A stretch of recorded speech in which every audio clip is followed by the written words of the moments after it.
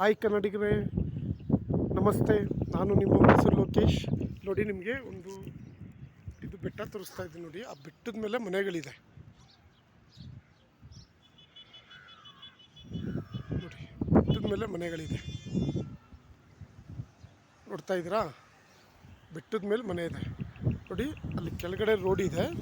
ಅಲ್ಲಿಂದ ಆ ತುದಿವರೆಗೂ, ಆ ಮೇಲಿರೋ ತುದಿವರೆಗೂ ಸ್ಟೆಪ್ ಇದೆ.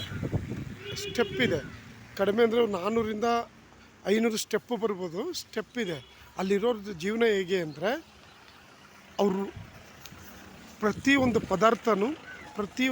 ಪದಾರ್ಥನೂ ಕೆಳಗಡೆಯಿಂದ ಎತ್ಕೊಂಡು ಹೋಗ್ಬೇಕು. ಒಂದು ಸಿಲಿಂಡ್ರ್ ಇರಲಿ, ಒಂದು ರೇಷನ್ ಇರಲಿ, ಏನೇ ಬೇಕಿದ್ರೂ ಕೆಳಗಡೆಯಿಂದ ಅವರು ಎತ್ಕೊಂಡು ಹೋಗ್ಬೇಕು. ಎತ್ಕೊಂಡೋಗಿ ಅಲ್ಲಿ ಜೀವನ ಮಾಡೋ ಅಂಥದ್ದು. ನೋಡಿ, ಎಷ್ಟು ಚೆಂದಾಗಿದೆ ಸೀನರಿ.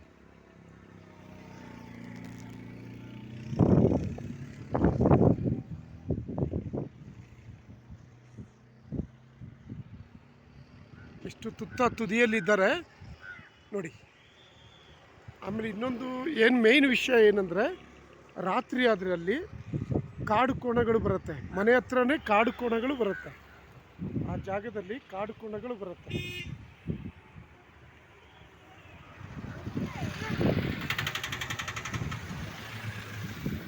ಏನು ನೋಡ್ತಿದ್ದೀರಾ? ಈ ಜಾಗದಲ್ಲಿ ರಾತ್ರಿ ಆದರೆ ಕಾಡು ಕೋಣಗಳು ಬರುತ್ತೆ. ಆದರೂ ಮನುಷ್ಯರಿಗೇನು ತೊಂದರೆ ಮಾಡಲ್ಲ. ಆದರೆ ಇವರಿಗೆ ಭಯ, ಮನುಷ್ಯರಿಗೆ ಭಯ ಇರುತ್ತೆ. ಯಾವಾಗ ಯಾವ ರೀತಿ ಪ್ರಾಣಿಗಳು ತಿರುಗ್ತವೆ ಅಂತ ಗೊತ್ತಿರೋದಿಲ್ಲ.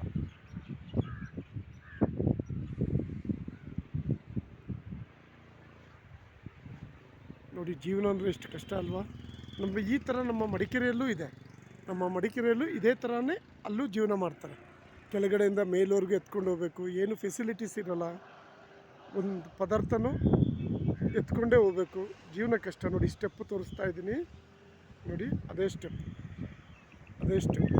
ಆ ಸ್ಟೆಪ್ಪಿಂದ ಪೂರ್ತಿ ಮೇಲೆ ಹೋಗಬೇಕು. ಆ ತುದಿಯವರೆಗೂ ಹೋಗ್ಬೇಕು. ಅಲ್ಲಿ ಮೇಲೆ ತೋರಿಸ್ತೀವಿ ನೋಡಿ. ಅಲ್ಲಿಂದ ಕಾಡು ಪ್ರಾಣಿಗಳು ಬಂದ್ಬಿಡುತ್ತೆ. ಚಿರತೆನೂ ಬರುತ್ತೆ ಒಂದೊಂದು ಸಮಯದಲ್ಲಿ. ಕಾಡು ಕೋಣಗಳು ಬರುತ್ತೆ. ಅವೆಲ್ಲ ಎದುರಿಸಿ ಬಾಳ್ವೆ ಮಾಡೋದೇ ಜೀವನ.